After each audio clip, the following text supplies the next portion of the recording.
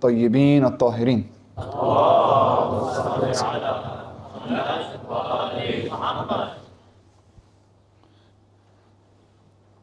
اللهم اخرجنا من ظلمات الوهم واكرمنا بنور الفهم.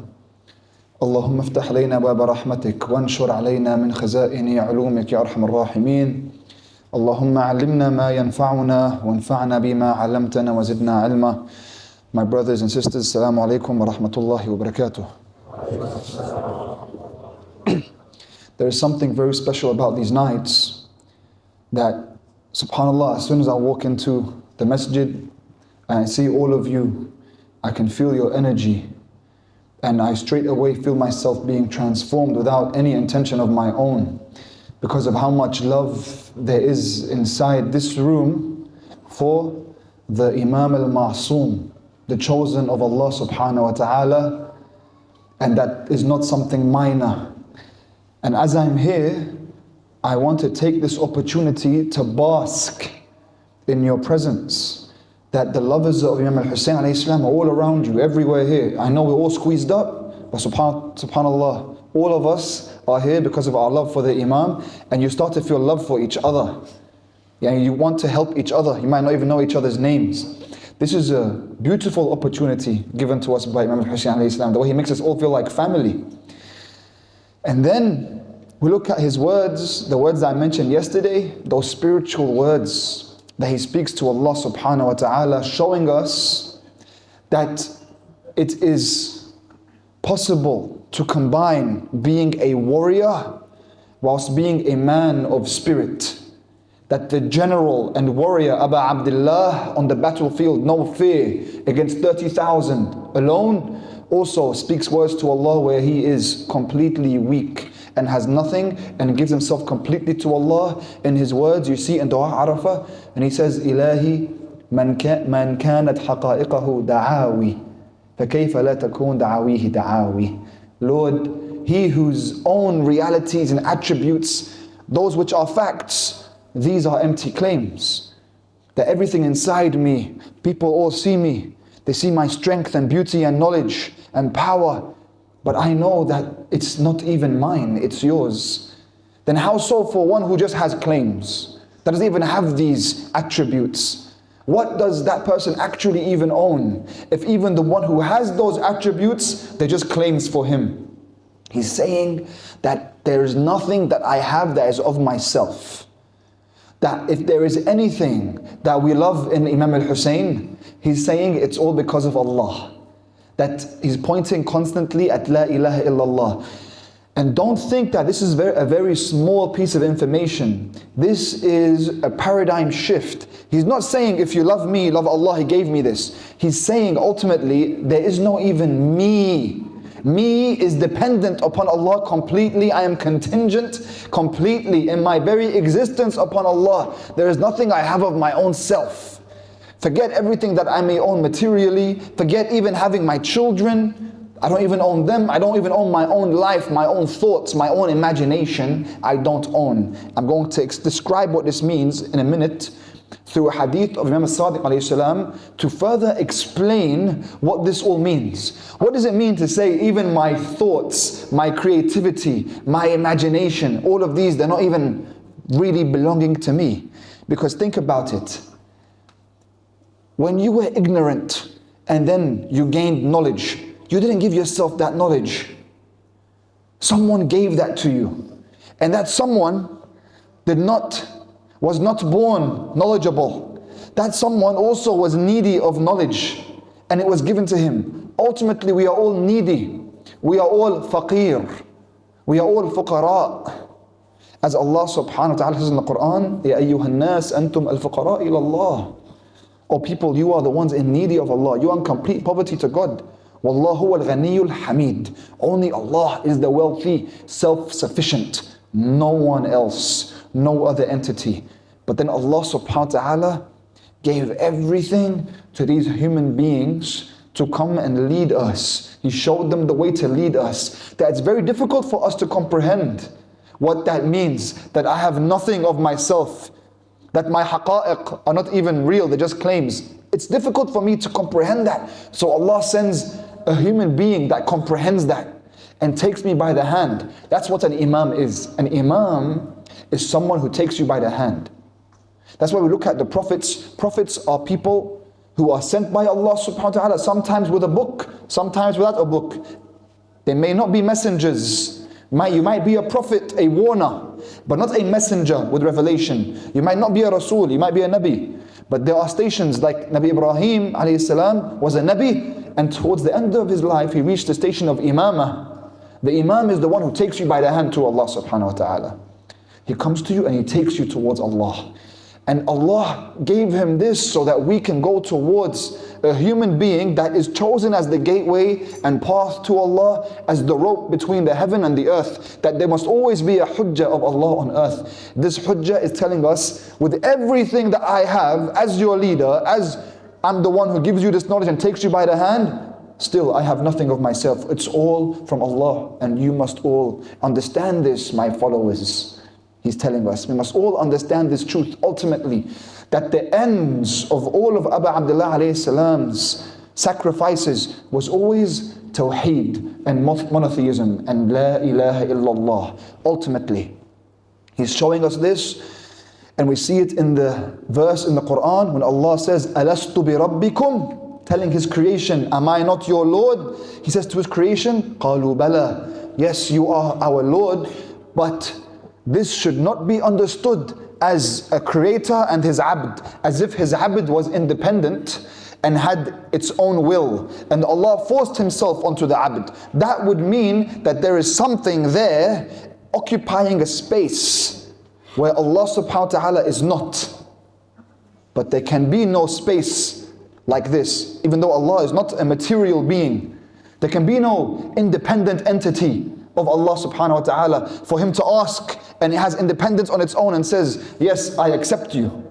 No, he is saying, I am al-Rabb wa anta al-Marboob. You are Marboob. You are not even Abd, you are Marboob. You have nothing of yourself. You are contingent. You are complete neediness. You are complete poverty, complete neediness. And I gave you existence, and I gave you being. There is nothing that can take you from non-being to being except I. Allah is saying, you are the relation itself. You are not an entity independent of another entity and then there's a relationship between you. You are the relation itself. The point of relation itself. Brothers, if we can have as many of you come as close as you can so we can let some in. Sallu ala Muhammad wa ali Muhammad. Please, let's let in as many lovers of Imam Hussain as we can. Thank you so much. There's even space up here for anyone who wants.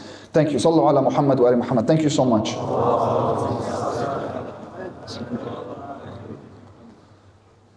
And so the Imam speaks to us with this tongue of deep knowledge, of spiritual knowledge, that we call the ilm huduri, knowledge by presence, like the knowledge that you have of your own hunger and your own thirst. This is not knowledge that is given to you. This is knowledge that you have within you. This is something that you know yourself. No one has to remind you that you are you. No one has to remind you that you are thirsty. You go to drink water when you start to feel that your throat is dry. You go and you drink some water without having to think about it, because you just received knowledge from your own being. It's different to the knowledge you're receiving from this lecture. This is from the external reality. But the knowledge ultimately that we are aiming for, when we say awwaluddin ma'rifatullah, that the beginning of knowledge is to know Allah, this knowledge that we want of Allah is not knowledge that I can gain from books and from lectures. It's not knowledge that can be gained in this way. These are important prerequisites. We're not wasting our time here. We are coming with a sincere heart. But actually the knowledge that we are aiming for is knowledge of experience, where we want to know Allah with an open, clear, pure heart. This must be experienced, because knowledge can be used for evil. They say Shaitan was one of those beings that had the most knowledge. In fact, if you twist it, some interpretations of why Shaitan did not worship or did not obey Allah subhanahu wa ta'ala when Allah told him to bow down to Adam, you know what the interpretation, some of the scholars they say, He did not bow down to Adam. Why? Out of ghira for Allah. It's like, Ya Allah, how can I bow down to Adam? I only bow down to you. I won't bow down to Adam. Only you. You're my Lord. Allah says, if I'm your Lord, I'm telling you, bow down. It's the same thing as when people say, I don't want to follow the Imam. I'll do it just between me and Allah. Allah is the one that's saying, follow the Imam. I want you to come to me in this way. As if shaitan has more ghira for Allah than Allah himself. And this is not the case. As much knowledge as shaitan had all those thousands of years that he was worshipping him, that he was worshipping Allah subhanahu wa ta'ala for thousands of years, he still flipped because knowledge was not enough. There has to be knowledge by presence within a pure heart. A heart that is sound, free of blemishes, that we have worked to cleanse. This is the kind of knowledge of experience. And it's not enough just to be able to debate. It's not enough just to be able to memorize. It's not enough to think that we have knowledge, because we have pieces of information that we can constantly retell. Everything I'm saying here to you right now means zero if I think that it's me, or I become proud of my own self. Everything I say must be understood as being from Allah subhanahu wa ta'ala, power from Allah. Otherwise, if I think I'm independent in any way, then it's empty words. It's empty words. So if people become impressed or people don't like it, ultimately you must do what your taklif is with Allah. You do your part with Allah. It's not up to you to impress people. It's not up to you to make them like you or not like you. You're doing what you need to do with Allah subhanahu wa ta'ala. The knowledge that we want is this knowledge by presence.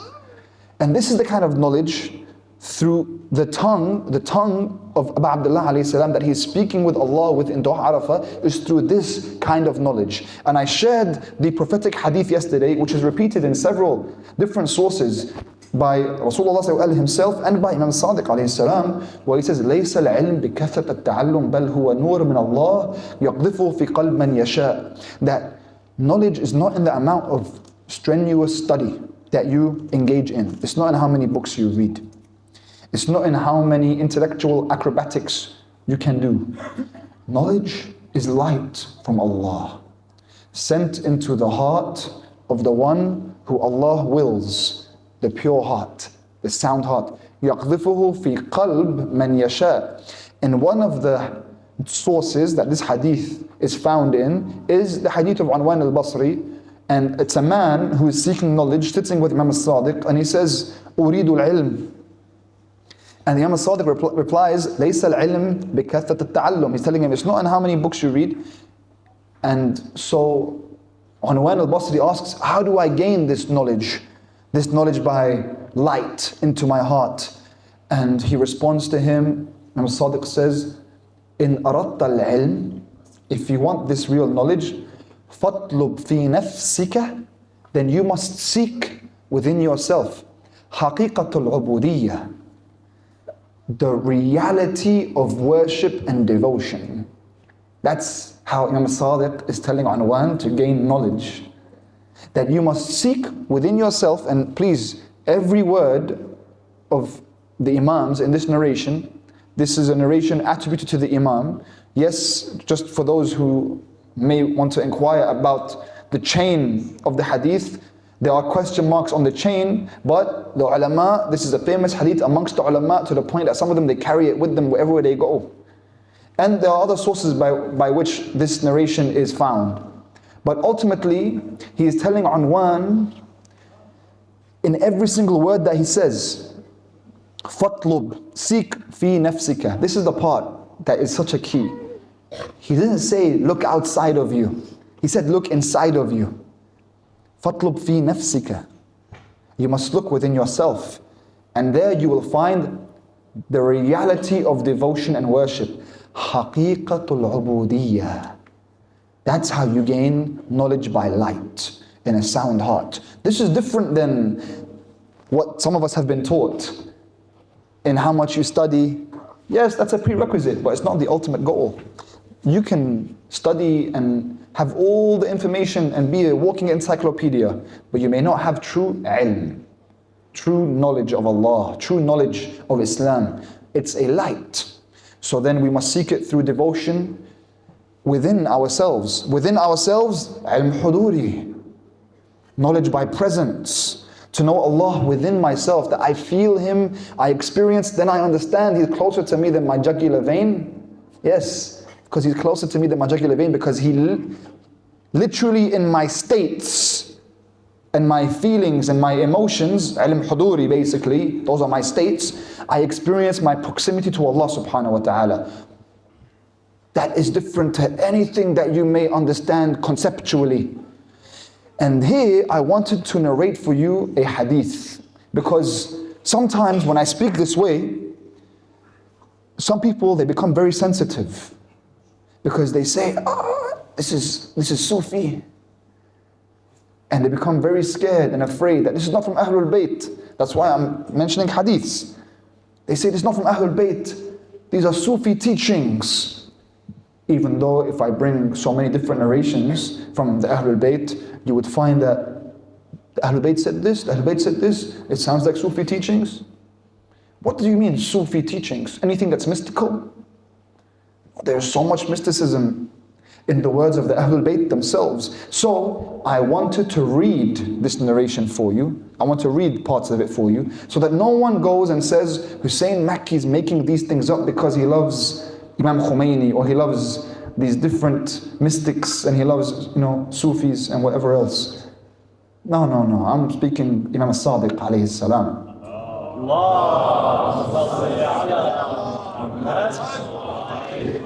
So Imam Sadiq, in this narration, this is in Kitab al-Tawheed in Al-Kafi. Imam Sadiq alayhi salam is next to the Kaaba, and there are two atheists sitting in Mecca, watching all the people around the Kaaba. And one of them, atheist number one, says to atheist number two, he says, look at all these people, they don't understand anything, they're all like animals, except one of them. Only one of them is a man of knowledge. So atheist number two says, which one? And why have you made a distinction between him and all the others? Atheist number one says, he's different. He has knowledge. And I don't advise you go and speak to him, because he will convince you that God actually exists. I stay away from him because he confuses me. So he says, no, you're just saying that. Literally, that's how the narration goes, by the way. They have a little conversation, you should read it. He says, no, you're just saying that because you know that he can defeat you in a debate, but he can't defeat me, but you don't want me to go and try. He's like, if you want to try, you can be my guest. He's like, fine, I'm going to go speak to him. So this atheist number two goes, I believe his name is Ibn Abi Awja. He goes and he approaches Imam Sadiq alayhi salam. And as he approaches him, he's the one narrating the hadith. He says, Tada'ani, ibtada'ani. That Imam Sadiq begins to speak to him first. And this is really important, because Imam Sadiq alayhi salam is not in defense mode. He knows what's happening, he understands, he saw who he was with, so he began to speak to him straight away. He started asking him questions. The man started to respond. Then the man says the following. They start speaking about Allah, speaking about existence of Allah, and then I want to narrate for you the hadith. So the man says, as they begin to get into conversation, Imam Sadiq alayhi salam is telling about, look around you, how Allah subhanahu wa ta'ala, how can you deny the existence of God? This is what the man says. If the matter is as you say and as they say, why doesn't he not appear to his creation? Isn't that what you always find people saying? But why don't he just show himself? Why can't he just show himself, talk to us directly, then we will worship him, then there'll be no disagreement amongst us, there'll be no atheists. Khalas, if he comes and tells me, I'm Allah, worship me, I'll worship him. Why does he leave me in this guessing game? Why does he hide from us and sends messengers instead? If he engaged with us directly, it will be easier for me to believe in him. You hear that a lot, no? That's a common idea amongst atheists. They're saying the same thing. All these ideas are, by the way, they are rehashed all the time. A lot of these, whenever someone comes as if they have a new discovery or a new argument against Allah subhanahu wa ta'ala or religion or Islam, you find these were always present hundreds of years ago in our books, and the Imams replied to them. They're old, but they just rehashed them, the same thing. Actually, the funny thing is, atheists are the ones who think of Allah the most, by the way. We worship Allah, but we go on with our lives. Atheists always like, Allah, does he exist? He doesn't exist. Come on, Allah. He wants to debate everyone. He's doing dhikr the most. SubhanAllah. So then he says to Imam Sadiq, where is Allah? Why doesn't He show Himself to us? Now, the logical answer, logically is easily, Allah doesn't have a body. What do you mean, show Himself to you? Do you want Him to come into the material realm? He's not material. Allah subhanahu wa ta'ala is not a material being, He is immaterial. He is above this realm. This realm is a low realm. It's called dunya because it is alamuddani, the lowest world, physical world. Allah is not physical. If you want Him to show Himself to you, that means He's in a body. If He's in a body, that means He has parts. Parts are needy of each other. And Allah is not needy, Allah is self-sufficient and wealthy. So Allah cannot show Himself to you. It's like saying, can I fit a tree into this cup? No, it's a tree. It cannot fit into the cup. The dimensions don't allow for that. Allah is immaterial. The material world cannot handle an immaterial being. But Imam Sadiq does not answer him logically. He answers him through ilm huduri. He answers him differently. He wants him to experience. Because this first answer, the logical answer, is the correct answer. It's conceptual. I must understand it. It's external. But he wants him to feel the presence of Allah, different. He can convince him all day with argument after argument after argument. Notice, a lot of the time, people come to me and they say, this person is disbelieving, this person doesn't believe, this person doesn't believe. The first thing I say is, who are they? What's happened to them? What's their background? What's their story? Because everyone's different, and you'll realize, if I meet them, I can give them several dozens of arguments as to why they should follow Islam, but they still won't because they are hurt or they are damaged. Someone who is angry at the world because his son passed away, or a lady who's angry at the world because her husband mistreated her and divorced her and left her. So no matter what you say to her, khalas, no, because he had a beard and he wore some rings, she hates Islam. If I give her all the arguments in the world, if I give him all the arguments in the world, they won't accept it conceptually, because you have to make them experience something. Then you have to know who they are and let them experience. Imam Sadiq does this. So the Imam says, woe to you. How could you say that he hides from you when he displayed his power within yourself? The power within yourself he displayed. You said he hides from you.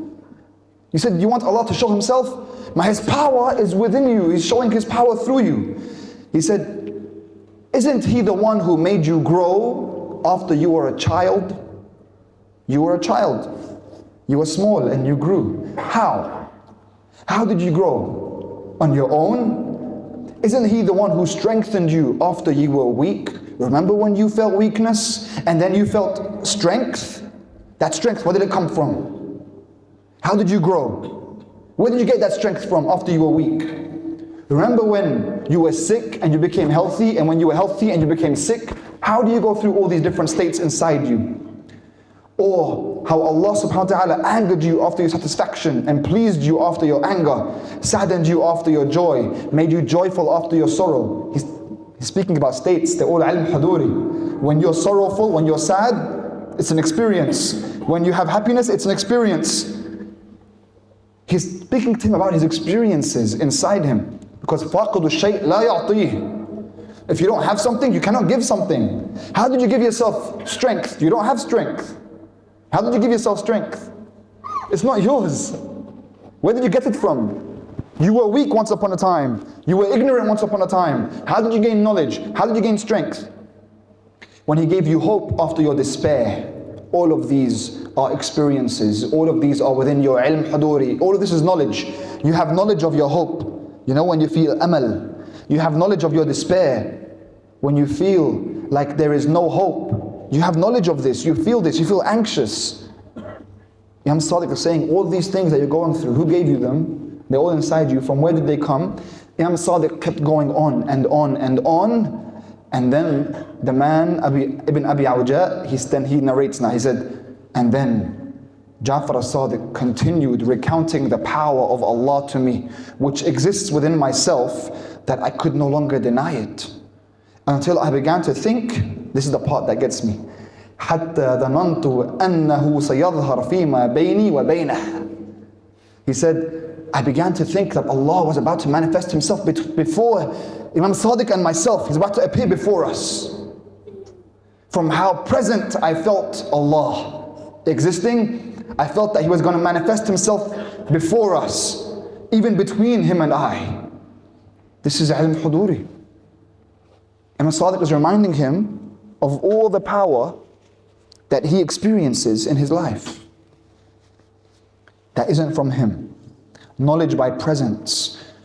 If you want to understand what it means to feel proximity to Allah, that's why I began today's lecture by saying, I wasn't just saying it as words of encouragement. I was saying it because I felt it and I experienced it in my ilm huduri. Knowledge by presence, I felt love. I was in a state of love and brotherhood and family and deen and love of Ahlul Bayt, and I felt everyone, I felt the energy of everyone, I felt the presence. That's knowledge within. Everyone has this. It's to be in touch with this and to feel the proximity of Allah subhanahu wa ta'ala, so that then you're always speaking to Allah and you always feel the presence of Allah when you are walking and before you sleep and when you wake up. Then you feel ashamed not to wake up for Fajr. That's before zero, yani. You feel ashamed of that. In fact, when you start to wake up at 4 a.m., you look at your clock and you see 4 a.m. before Fajr. Maybe Allah is calling me. He wants me to pray Salatul Layl. So, should I stay comfortable and stay in my bed? Oh no, Allah is calling me. When you are experiencing knowledge through presence and you feel so close to Allah, you don't choose your comfort in your bed anymore. You say, Allah is calling me, my master is calling me. You get up and you wash your face and you want to speak to Allah in the middle of the night when everyone else is asleep. And Allah looks at you in the hadith and He tells the angels, look at my servant. When everyone is asleep, he's worshipping me and he remembers me. And then there is love between you and Allah subhanahu wa ta'ala. And then you are so powerful. Because you have given yourself completely, then you understand the words of Imam Hussain. I have no haqa'iq, I have only da'awi, Ya Allah. I don't have anything for myself. Everything is from you. Then Allah gives you everything. You know, everyone spends their life, we all spend our lives trying to become somebody, when the point of life was to become nobody. Sallallahu alaihi wasallam.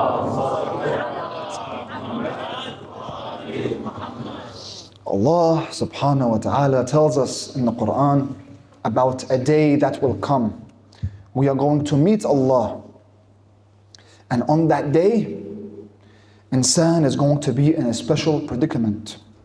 يَوْمَ لَا يَنْفَعُ مَالٌ وَلَا بَنُونَ إِلَّا مَنْ أَتَى اللَّهَ بِقَلْبٍ سَلِيمٍ. On that day, nothing will benefit man. Nothing will benefit you. Especially when it comes to the two things that you spend your whole life trying to grow. Mal and banun. Your money will not benefit you. And your offspring and lineage and your children, they will not benefit you. Our whole lives, we are trying to increase our wealth. We are trying to expand our families. And this is halal and it's beautiful. And this is what life is all about. It's beautiful. The best part of life is this: to have a family and to increase yourself in wealth. Allah says those two things will not benefit you when you meet me. إِلَّا مَنْ أَتَى اللَّهَ بِقَلْبٍ سَلِيمٍ. There's a condition for that. You must meet Allah. If you want to have benefit on that day, you must meet Allah with a sound heart, a pure heart. A heart that is free of blemishes. A heart that is supposed to be cleansed. We are supposed to go to Allah subhanahu wa ta'ala with a clean heart. This must happen now. When the warriors came back from a battle, Rasulullah sallallahu alayhi wa, he looked at them and said, glad tidings to the ones who have returned from jihadul asghar. And imagine being a warrior on the battlefield, and your swords were drenched in blood, and you just lost some of your brothers, and then you come and your Prophet says, you just came back from Jihadul Asghar. What's Jihadul Akbar? He said, Jihadul Akbar, Jihadul Nafs. The battle against yourself. Because, my brothers and sisters, the battle on the battlefield, it ends when the battle ends. You come home. There's a winner and a loser. But Jihadul Nafs continues. Continues until your final breath. And shaitan waits for you for your final breath.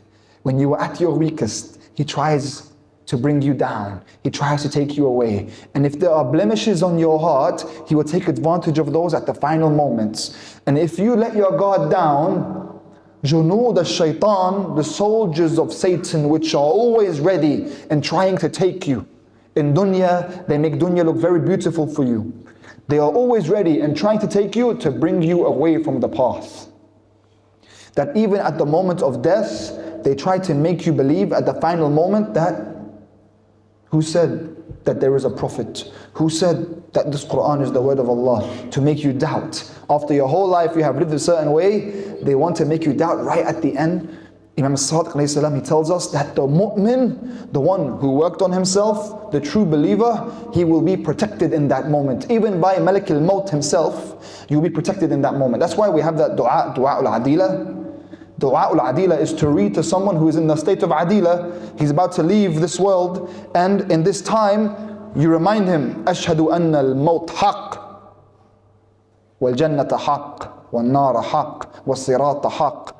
That you are reminding him all of these things are true. Death is true, and the sirat is true, and heaven is true, and hell is true. To reignite the passion of certainty in his heart before he leaves this world. But the heart that is corrupt, that person is going to have a hard time. Imam al-Baqir alayhi salam says every time someone commits a sin, a black dot appears on their heart. Another sin, another black dot. A third sin, a third black dot. Until eventually all these sins without repentance completely encompass the heart, turn the heart dark, and then the heart no longer understands. It's very hard to do tawbah after that. Because you become a liar. Ibn Sina says a liar in his dreams, he can't even have truthful dreams. He can't believe what his own dreams are anymore. Because he is such a liar, he doesn't even know what's true in himself anymore. You become someone that has no self-respect and dignity. Your heart has become corrupted. Allah speaks about this kind of heart in the Quran. لَهُمْ قُلُوبٌ لَا يَفْقَهُونَ بِهَا. They have hearts they don't understand with. They don't understand with these hearts. فِي قُلُوبِهِمْ مَرَضٌ. In their hearts there is a disease. You know who is the greatest example of this with that dark heart that cannot understand? Listen, لَهُمْ قُلُوبٌ لَا يَفْقَهُونَ بِهَا. There are hearts they don't understand. It's interesting. Hearts, not minds, not uqul. He didn't say لَهُمْ uqul. لَهُمْ قُلُوب. Hearts that don't understand. The heart is supposed to represent in Islam the jawhar, the essence of who you are as a human being. The greatest example of this sick heart is Shimr bin Diljawshan la'anahullah. This man, imagine being in Karbala and right in front of you is Abu Abdullah alayhi salam, the Imam, and you claim that you are a Muslim. You just prayed Dhuhr and Asr prayer, and you say Ashhadu an la ilaha illallah wa ashhadu anna Muhammad Rasulullah, and that's the son of Muhammad Rasulullah wa alihi. And he gave you lecture after lecture after lecture on that day of Ashura. Imagine Imam Mahdi is giving us a lecture.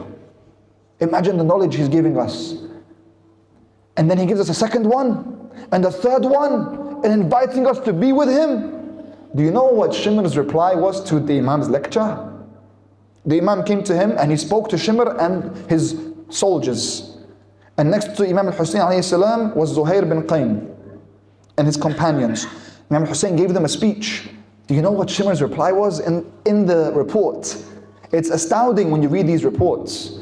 In the report, Shimr says to him, I don't understand what you're saying. Ajib. He said, I don't understand what you're saying. And the companion of the Imam says, I believe Habib ibn Mudahir, he said to him, Haqqan, yes, you said the truth, you don't understand. because your heart is locked, because there is darkness in your heart. You cannot understand the words of the Imam, there's darkness in your heart. That heart was completely encompassed with darkness because of how much sin accumulated. You know, it's reported that Shimr was in the army of Imam Ali alayhi salam in Siffin. Subhanallah, how someone can switch.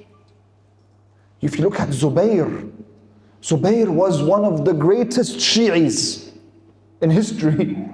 Zubayr was of the Muhajirun. He left Mecca with Rasulullah wa alih.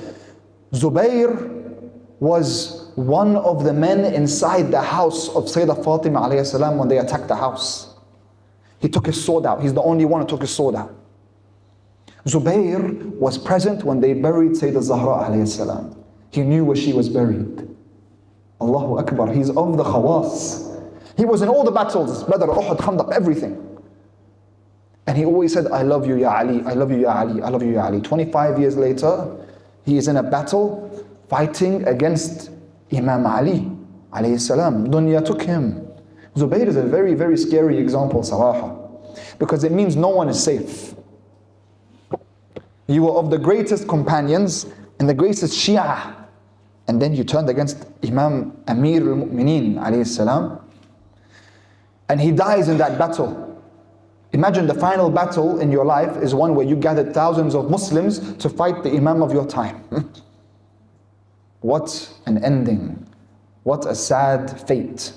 What a sad destiny. He was almost there. You look at Shimr, he doesn't understand what the Imam is saying in front of him.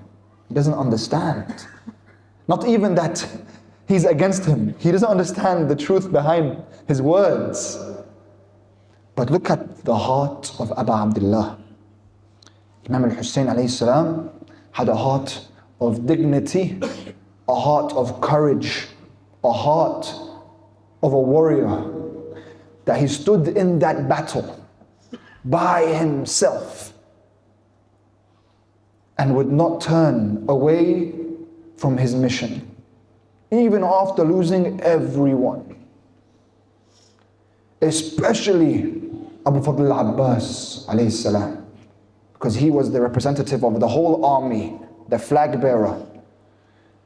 And notice when he goes towards the body of Abu Fadl al-Abbas alayhi salam, when he's on the ground, he sits next to him, and now he has no helper.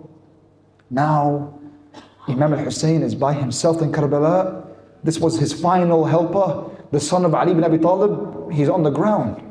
When Abu Fadl al-Abbas breathes his last breath, what does Abu Abdullah say? Al-an inkasara dhahri. He said, now my back is broken. Because Abu Fadl al-Abbas, he held the whole army. Now my back is broken. But then he stood up. He didn't say, Al-an inkasara qalbi. He didn't say my heart was broken. He stood up and then he said, Ana al-Hussain ibn Ali ibn Abi Talib. And he went towards the enemy. That's a heart of a warrior, a heart of courage. He was the same with his companions as he was without his companions, because he saw Allah subhanahu wa ta'ala in everything. In everything he did, it was for Allah. And then we understand when he's saying to Allah, these haqa'iq that I have, they're not even mine, they're just claims, they're yours. Yes, that's why he was yearning for shahada. He was yearning to go to Allah subhanahu wa ta'ala and give himself, because he knew, if even my life is for Allah, and now what is demanded of me is to give this amana back, I'll give it back. That's why Allah calls him al-nafs al-mutma'innah in the Quran, because he is al-nafs al-mutma'innah, and he is the one who went back to Allah radiyatan mardiyah, pleased with the destiny that Allah has ordained for him. Walhamdulillahi Rabbil Alameen, wa sallallahu ala Sayyidina Muhammad wa alihi at-tayyibin at-tahirin.